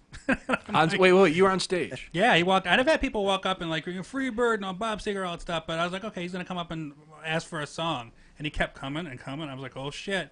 And he was obviously one of the dudes in charge. He's like, you better either taper it back or get off stage. I'm like, that's not what you guys asked for, because I'm R-rated. And I was like, I don't know. He's like, well, look at their faces, and they're all just kind of sitting back with their arms crossed. And so I was like, all right. And I did one more song, and I think Chris Young went up after me, and they were bad for him. And he's clean. He's like squeaky clean, really funny. Okay. But we got our money, and got out of there. Yeah, as an East Side room. I won't say what it is. It was a banquet hall. It wasn't a comedy club. If For all you you wanted puzzle to throw them out, solvers. With the car on your rides? Like he just kept going? I drive this guy everywhere you're the we go, driver? Yeah. Oh, no okay. wonder you got to because the rules in my household was my Everyone's- dad said early on, whoever drives controls the radio until I started driving and he was in the passenger didn't have seat. Then none of that it. changed, but He'll lay back. Okay, I I gotta get fall some asleep. sleep, and I'll just keep talking and keep talking. This is It's pretty like much driving Miss every drive Daisy. I do hey, with it's a good thing Yeah, it's fuck monotone, Miss Daisy. right? Puts you into the nice. Yeah, But Kevin is famous for never having a vehicle, though. If ever there's a weekend gig, there's always something wrong with Yeah. his car. And That's be by like, "Hey, design." man, can you come? I live in Jackson. We're going to South Bend, Indiana. Has anybody seen Hey, can you him come own pick a me up car? in Detroit? The local mechanics love this guy because his car is always in the fucking shop. I don't All the buy time. it. Allegedly. They make Allegedly, fun, 'cause as a comic, when Told you're- you those Yugos are tough. Yeah. Guys When like you're UW, traveling, you don't buy the best cars because you're gonna mileage them up. Oh, I you buy beat 'em into the throwaway ground. cars. So just it's like Best guys. 25. Hello, I got the man van. There you go. That's right. right. Yeah, I tried exactly. that thing. Exactly. Showing off. Does it have Exactly. automatic doors? Can you push them and the doors open for you on the man van? No, Oh, manual. That would make it Manual. a That'd be woman. too foofy. That'll be on the Can I next say one. that? No? That'll be on the next one. I'm always looking to upgrade the man van. I always need more Jeffson, room. can I Grind cut time. that Darren out? McCarty. Is there a DVD player in this van? No, Show the passengers. no, it's strictly, and we don't really. We just smoke a lot of weed and weed van. and don't really listen to tunes. Nobody really talks either. So it's The Mrs. McCarty mystery wagon. It is. It's Does it pretty. look like that weed truck on Cheech and Chong where you actually set it on fire? Remember that? It looks like a big UPS Bro, truck. it's not my birthday anymore, Yeah, and Christmas nah. ain't for a while, dude. Are you I kidding didn't know your me? name was Alex. Come on. Are you kidding me? That thing's parked in my driveway. Anyway, so what do you guys got coming up? Saturday, you got the gig. Saturday. April, is this the downtime? Is there a Summertime. downtime in the comedy season? Summertime. Summertime. Yeah. Summertime is We just people call it- outside and stuff. Yeah, well, we, You guys can't be funny outside. You or? can't compete with pontoon boats. Yeah, the sunshine. And tubes and barbecues. It's really tough. You got to get into the midsummer, maybe mid-August even, before someone says it's really hot. We I did don't a show want to do in- this anymore. Let's go to an air-conditioned comedy It's where you club. get strange gigs though too. You'll get one at a campground, Yeah. a nudist campground. Sweet. And you just show up and it's not the people you want to see nude, but that's what you got. So. Win in Rome. Right, Target rich exactly. environment. Tell a lot of dick jokes. Lots of dicks. They're all over the place. They're all Hey, over- did you before I go? Did you guys see this Bret Hart WWE During the Hall of Fame induction, speech, during yeah. his Hall of Fame speech? They were Attacked by a fan. Have you seen this? Yeah. No. Yeah. Are we gonna That's see all it? I Are we gonna got. see it now? mean, Oh, It's that's gotta all be you there, got? man. yeah, that's the. You need to put on those razor sunglasses, though. You would have saw I it didn't before. realize This in is that how moment that I'd never once thought to ask Jim about This is any of amazing this. so far. There he is. This is kind of how that thing went with Justin when they tried to tell him to get off stage. Well, anyways, enough now. so what happens is the fan attacked him, right? And he got the living, like, it looked like, The other wrestler. I know it was destroyed. WrestleMania last weekend, but it looked like the 50-man battle royal. Guys jumped in the ring and stomped the living shit out of a guy, which is, I've said it before, I've said it before that guy, it's happened. I've seen it in Philadelphia. Guy banging on the glass, falls in the penalty box with Ty Domi. He beats the crap out of the fan. Like, I don't understand what people are thinking. Have you guys ever had any incidents of? Yeah, I had Scott, you did? I had a guy. He was talking at the bar, and it was actually at a fundraiser just recently, within the last 6 months. But anyway, he was talking at the bar, and one of the ways I'll approach it is I'll just quiet down and I'll tell the whole audience because he's not paying attention. Shh, shh, shh. Let's all stare at him. And you get the whole bar staring at this guy, and I forget what it is that I had said to him. And he turned around, and I had said, just shut the fuck up or something like that. He ended up getting off of his bar stool and walked up towards the stage. Now, how big was this guy? Not that big comparatively. And if this guy stands up, he's a fucking giant. Dude, he's a monster, Yeah. dude. He's like, And the guy- holy shit, Brock Lesnar Jr. The guy walked up to him and just kind of got up in his face a little bit and said, "I'll be waiting for you. I'll be waiting for you." And he just kept his cool. He was like doing the middle of a set. Very cool. Talking to the crowd. All right, man, okay, whatever. So the guy goes back over to the thing. Want me to tell it? 'Cause I was there. Oh, well, just be ready to get in the wrap light it up again, soon, Tim. though. And so I I'll don't be know over what here with Scott- my headphones. I don't know what Yeah. Scott's going to do. Like, we're going to have to, like, Scott's going to murder this guy. So after his set was over, you introduced somebody. He walked right up to the guy and as cool as a cucumber, just like shook his hand, whatever. And when the guy like shook his hand, he looked up at him, realized the shit that he just got himself into. And the guy was like, "All right, cool." And Scott, are we fine? Yeah, we're cool. That's it. Shut up. And when 15 minutes, he kicked himself out of the bar. He's like, "Oh, Yeah, I'm just he going to walked leave." out. He wasn't there for the show. He just happened to be there. I was going to leave. And that was it. But he played it about as cool as you possibly could. Perfect. Like, I was scared for a split second, like shit's going down here, and it turned out to not. I had a guy rush the stage. You learn. I worked with a guy named Darwin Hines when I first started out. Great comic, still a great comic, good friend. I saw somebody come at him, and that's when I learned the bottom of a mic stand comes a really scary weapon, because he took something like that. So I had a situation like that up north where I thought the guy was going to come up. He came from all the way in the back of the room because I was like, I'm sick of you talking, blah, blah, blah. When he got up there, I'm like, oh, I grabbed that mic stand, getting ready. And then he reaches his hand out. He goes, I'm just fucking with you, buddy. I'm like, you son of a bitch. I'm like, get back there. And the guy ended up being a friend the rest of the night. Kept an eye on everybody else. You think there's like a species of human that just doesn't understand the stage audience relationship? Oh, I think there's ton a of them. class of person who just doesn't. They can't make that contract. It's they the can't. drunk. It's the guy that's drunk and wasted. That's had so many drinks. Oh, I think that might be a symptom, but I They don't. do I don't think know they're if making it's things the. better a lot of times. So, I'm contributing to your show. I was like, no, you're not. Yeah, they just You're don't not get getting it. it. They don't get Or- that I'm up here, and it's it's just this is the social contract for the evening. Check it out. I'm up here. I'm going to tell some jokes, and you're going to sit down there and drink. I think there's people that just don't get the social contract of being in an audience. Well, and I bet if you were to sit that guy down or that woman, because exactly right, yeah. they are the individual in that group that always can one-up somebody.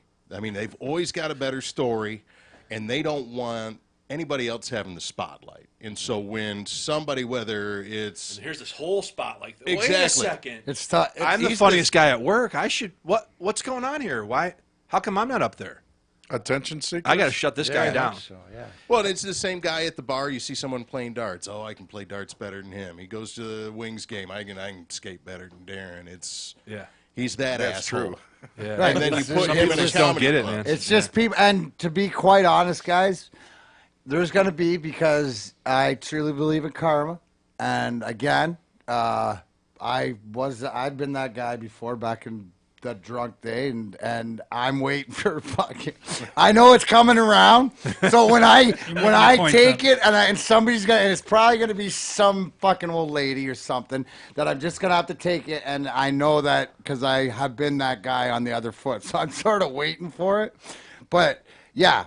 It's funny because I think sometimes when people, it's like you put yourself in their shoes, So me being on the other side or just really realizing it, and I guess also too being sober, Yeah. it helps out. There's a lot to do with But yeah. So when it happens, like I had it coming. So once I'll take it once. Have you ever been at a local rink just getting around, whatever, practicing with the team, and there's always a guy who's going to show you that he's NHL material because you're in the NHL. Like, he's going to prove you. We talk about the alumni games. There's always a couple.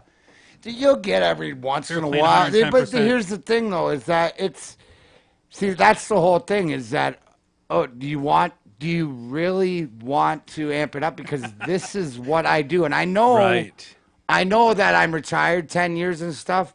But the things that I know, Right. that you don't, and the speed that I can do it at that you don't know, right? It's just ridiculous. They want to be the just, one to like, show it to you, yeah. stop it, right? Like, so we have had situations, but like you rub a guy out or break your stick over him. Like, I tell a guy, I said, see That this? doesn't even You sound do- right. see how fucking smooth he is? You just break a stick over him. I was like, what? Well, because I don't You're pay a for my fan. sticks. Yep, So I don't care. Right? I'll tell the guy. I go, Yeah, you that's see the this point. $200 That was stick? my I'm going to biggest break this concern. right over you. No, you know what you do when you really do it? You break their stick. Yeah, piss him off. Because they got to pay for them. I don't give a shit. Where are you Are you breaking this on them, or are you just breaking it in front? Break of them? their stick, and guy's then face. you can break You the don't cross get it. checker, All right. or like, I mean, if you do, you don't technically try to. I'll try to break their stick because that'll really piss it off. Because where do you get anybody these days in their pocketbook? See, So and they- you've got a great bit there. Well, I don't know why. That's a story for you to tell on stage. And your whole punch when you get to that is, well, then I break their stick because I don't pay for my But sticks. you said that so That's a whole nonchalantly, build-up. That was fun. Well, That's see, a that's punch. what. That's a great well, story. see, that's why I need your help. That's Ring why that you bell. guys Somebody are ring here. that bell. Ring that Bing, bell. bing the bell. Yeah, that's it. Yeah, right, exactly. Had a couple. Because I don't pay for my Has anything sticks. ever come at these alumni? Like, has anything ever gotten physical between? I wasn't there, but a little you over, can tell yeah. the story. You were there. Yeah, a You little can tell over, the story little the over. other, like a couple weeks ago. Yeah, about a month ago. It was Ted Lindsay had just passed away, and the funeral was going to be Saturday morning. And that Friday night we had a game at Frazier. They had a handful. The team we were playing is a bunch of kids, 25 to 30 years old. Right, what you were saying. They wanted to be the stars. We've got Dennis Hextall out there, who's 75, Red Berenson, 79, Mickey Redmond, and then we had some Joey and younger guys. fuck with Well, they took slap shots. We told them, you don't take slap shots. And they were just trying to show these guys up. And Joey says, well, they want to play that way. We'll play ours. Well, there was a few checks leveled. And the kids started getting pissed. And then finally one of our guys runs, one of their defensemen just shoves him right into the goalie. The net goes flying. These kids all come in, and they're all by the back of the net, pushing, shoving, ready to go. And then Joey comes up. And all of a sudden, by the time Joey gets there, a guy puts his arm around him, and Joey's like, yeah, we're done. It's not going to happen. But, yeah, these kids, they couldn't figure it out. The one kid's whining to me, hey, he punched me in the throat. Yeah, Yeah, you can imagine. I remember Kosher's first game back. He made an example of some poor guy against the boards. Like, he went away for a while and came back on the wings. Just laid into a guy. I was like, oh, that's just Kosher's back, and this guy just took the brunt of it. Oh Holy yeah, shit. no, that's the the way it is. Usually not though. It's usually like when we're talking about all this stuff and I bring it up about hecklers or stuff like that. That happens a small percentage of the time where at least in my case every few there's shows. probably there probably be situations where you sort of like either know the room, know the crowd, know the demographics, knowing what you're dealing with. Sometimes you just give them what they want. If you can do it and connive it enough, and in a sense, is when they want the attention, then give it to them. Oh, that's cool. I'm sorry, man. It sounds like you had a good day. Did you have a good day? What happened today? Oh, I did this. Oh, I did well. Did you get a new car? Or was it? Then you got a joke. You're like, or did you build it in your garage?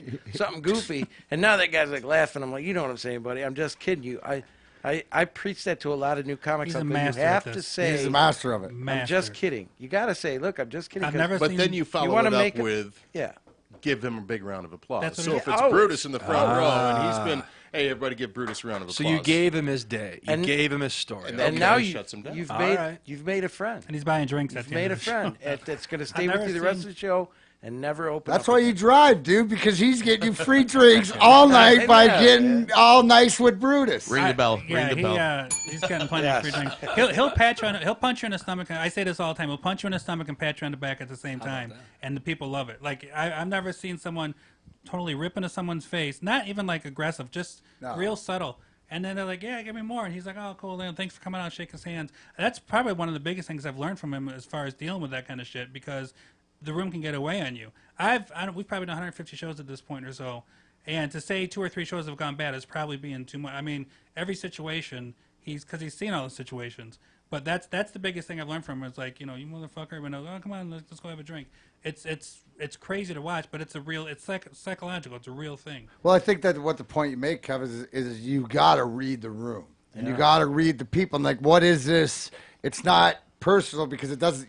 Can't be. You're irrelevant, right? You could be anybody standing there. He doesn't see or listening, so it's like you got to get him out of his into where you control it, right? Whatever way we're gonna go. Sometimes I'm sure it's like, whoa, I'm holding on to the left, so this don't know. And I would. The women are probably harder because they're You can't easier. Be, no, You got They're harder because you gotta. You can't be as aggressive with them. Right. Well, and the thing Makes is, sense. if you piss off a woman, and it goes, Right, then the guy's gonna yeah. you piss off the whole clan. Oh yeah, And- you and piss you've off my got- wife, and then I'm mad at you. And my wife's friend is now mad, and my wife's friend is now mad, and so now you got. I mean, it's a whole gang, and that's how pitchforks and torches get brought out. Your car is missing at the end of it. There are times you can He go must after be the, from Jacksonville. That's how they do it. That's how they do it in Jackson. There are times if a woman starts up, you can go after the guy she's with for the most part. Hey, you can control your woman, that type of thing, or I wonder how she's at home. Or the guy themselves will kind of make distance from her. He'll know like this is familiar to him, so it's hard to go after someone like that, though. When you call them out on the idea that some people want it, like we said earlier, they want to be the center of attention. When they do that, and you put it in a scope where they can understand, and you go, you know what? I bet you haven't been out in a while. That's good. You've been here, and everything's going good for you. But think about one thing real quick. I'll let you keep talking. But all these people around you paid $10 or $15 to come into the show. Now, if you can pay all them their money back, then maybe you can sit there and you don't have to shut the fuck up. But because of that, I think we'll all agree, and you guys help me out. Say it on the count of 3. 1, 2, 3. And everybody says, shut the fuck up. I'm like a jury of your peers. There you go. I had nothing to do with it. tribe has Sometimes they'll get spoken. up and leave. They're that embarrassed Yeah. by it. Hey, Kev, I saw you in Royal Oak when you opened for Mac, and you said you had an opening while you just came back from your health issues. Yeah. And you opened, and the first 5-10 minutes or so, you could see, and then you went into the crowd. Right. And then this was without any heckling, but he just went into the crowd, and then that Kevin just boom popped in. I was not clicking at all, man. I was just. But explain that as a comic for your experience, 25 years, and to walk out there, because in this situation, it's like anything else. What do you put it? So you haven't practiced in a while and whatever, and you've been sick and whatever reason. I know for me, stepping on the ice in the alumni, I've skated all my life. Right. Wow. Last week or 2 weeks ago, man, it was a struggle. My skates weren't sharp, and it was just I scored the Ruts in winner. the ice, Listen, it I was- scored the game Gordon, winner, bing. but it was a struggle.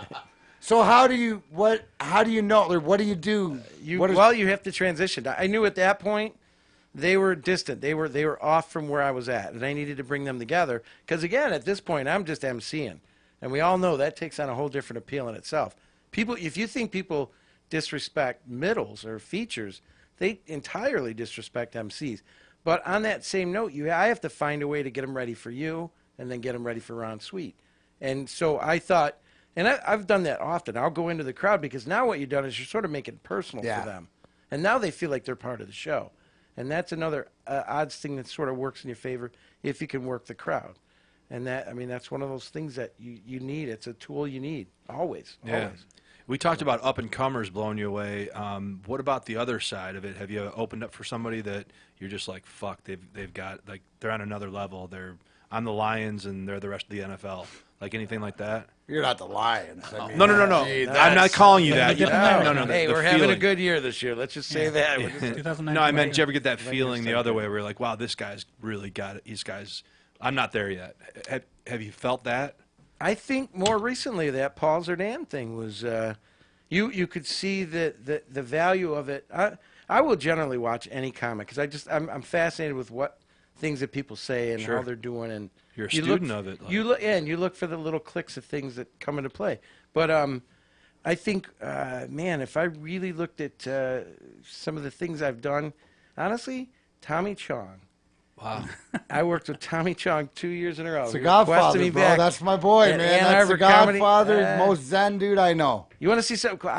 I'm all fascinated to work with this guy, and I walk into the green room, which is just a little closet room in Ann Arbor Comedy Showcase, and he's playing guitar, and I'm like, wow, man. I go, this is like Sinatra sitting at a piano, man. Dave's not home. Yeah, and it was just phenomenal to work with him and to watch how he was the same person off stage as he was on. And that's what you really got to be. He's exactly 100% him the whole time, dude. Like, So is that level? Is that master Zen level when there's no difference between stage and like when it's almost imperceptible? Is that See, now that's my definition of the voice. I think people are always saying, well, I need to find my voice. Truthfully, the voice is, to me, my definition would be that you're the same kind of funny guy that you can be around your closest friend. Dude, how crazy is that? What did I tell you about singing voice? Yep. Your singing no, voice is your your singing talking voice voice. is your speaking voice. Yeah. Yeah. And That's your we range. talk about that as Yep. far as singing and Finding your But range. Tommy Very Chong, true. though, he's on another level, though, because he can go out and be Tommy Chong because he worked as Cheech and Chong. He came on and he was in the comedy He can scene. pull from that. He can pull that off the shelf. So, I mean, yeah. it's like Darren McCarty walking into a room. It's Darren McCarty. It's like Tommy Chong walking in. If Robin Williams was still alive, he could fart in the Was glass. Robin and it'd be Williams great. Robin Williams 24/7? I think he almost have to be. In front of people, he was. But that's what I mean. Yeah. But Oh, he see, was- because I know that Zeoli's is fucking dipshit all the time, I am. right? You Well, know, 'cause I see you it. guys aren't any different outside here. Why would I let that point of humor go when it's all there? And we can all 3-4 of us look at each other and go, oh, yeah. Yeah, right. You already know exactly. what you're thinking. But I'm the guy that just doesn't filter it. I just say it. Yeah, Robin And I- Williams might have been that another species where he was different behind closed doors. Like Oh, it definitely was. that may be another third thing that we're talking about. Where Well, he they're had just- deep-seated issues, though. Yeah, Obviously, what yeah, happened. So. Yeah.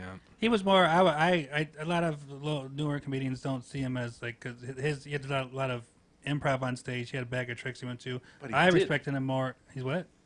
He didn't have a whole lot of improv that he did on stage. It was It just all all came- polished. No, it seemed No, like no, it That was the brilliance He had of a bag Robin of Williams. tricks. He'd go off on a tangent. Maybe he'd top something else. right. But he definitely had a bag of tricks. He went too often.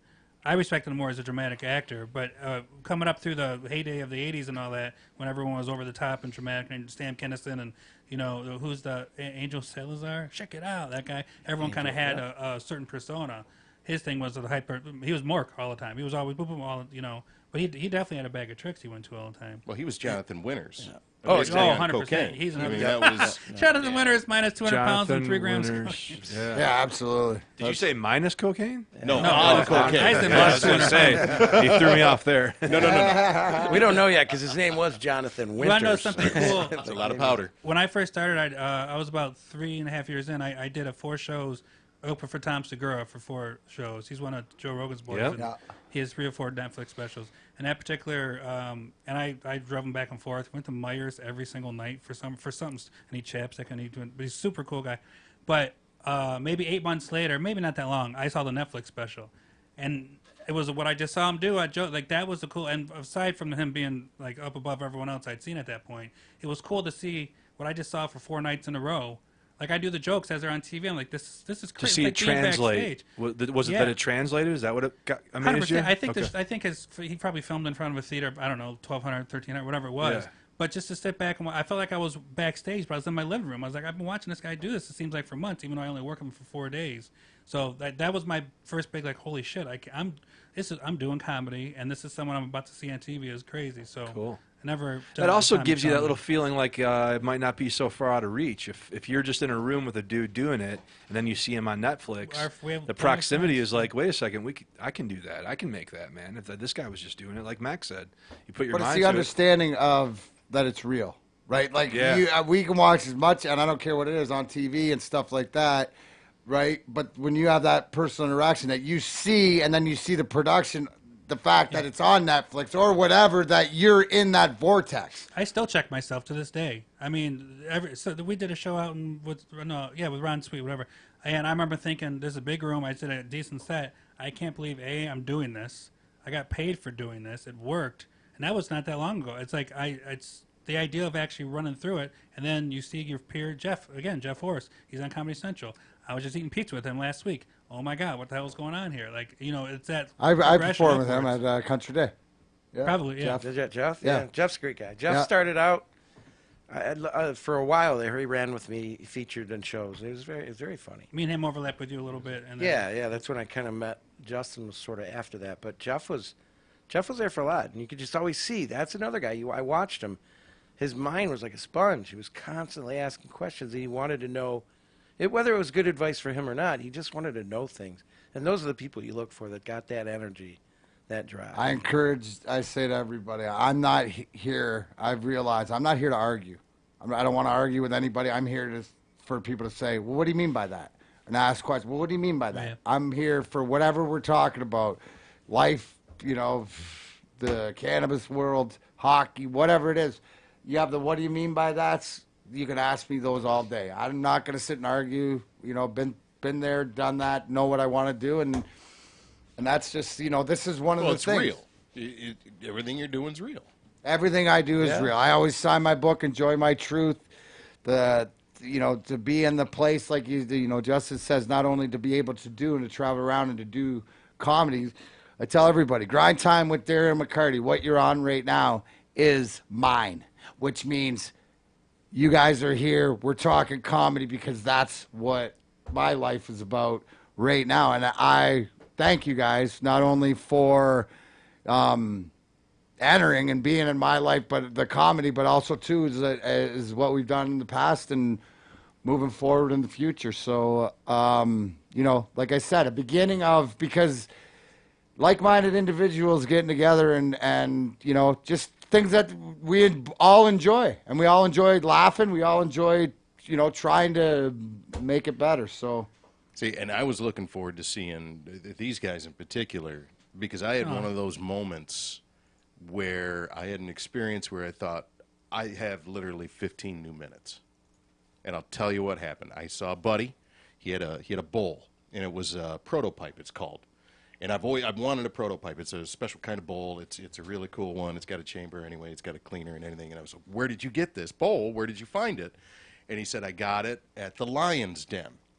Now, the Lion's Den's a porn shop, and I didn't even know that they sold the head shop stuff in there, which makes sense now. But I went in, and I was like, okay, I'm going to the Lion's Den. I'm going to get this bowl. I walked in, and I looked at the woman and said, hey, I'm here. My buddy has this bowl. And she said, okay, take it easy on me. It's my first day. So at that very moment, your first day at a porn shop, you've had a bad first day. Everyone's had a first day. But no one has ever had walks in. a first day at the porn shop. And that's how he met his first wife. Tell him that. And now we're married. But and I said the first one. And the very last thing she said, because the manager is so proud of her new protege, she's checking me out, and the manager's standing behind her, kind of leaning forward, going, "Are you going to do it? Are you going to do it?" And she looks at me and says, "Would you like to join our loyalty program?" Can't be loyal in a place like this. I said, "What? I buy 2 dildos and get a butt plug for free?" I mean, That's hilarious. so that's one of those. So you moments. did or you didn't? What's that? And I'm wearing. So Punch So you're wearing a butt plug. So you joined right, So you joined the loyalty Just program. squirming around a little bit. Yeah, he took forever in the fitting room. 105.3 in Jackson. Oh, good God! The FCC listens then. Then they'll find that one. Just that one you did.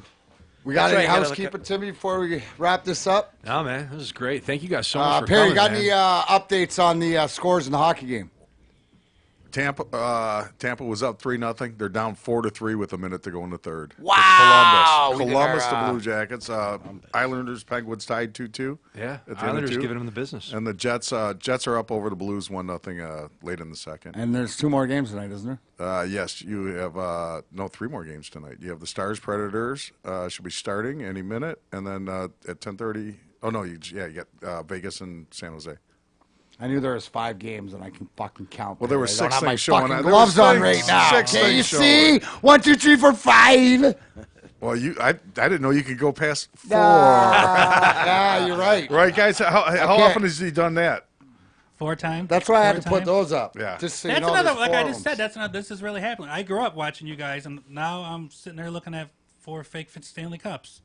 That's it. Same thing. They those ones aren't real, but they resemble the ones real that ones are. Oh that no, I do yeah, have. those are that's That's what they said all the to same. Scott in the Lions Den, too. those are the floor models. That's why they gave him a deal on it. That is the most well-lit retail store in the history of retail stores, They too. better not be black lights. You Better not be black lights. Never mind. All right, guys. Well, I appreciate it. On this Wednesday, I'm going to say the first version of the Comics Roundtable. Yeah. Kevin, Justin, Tony, Scott, for Tim and Perry.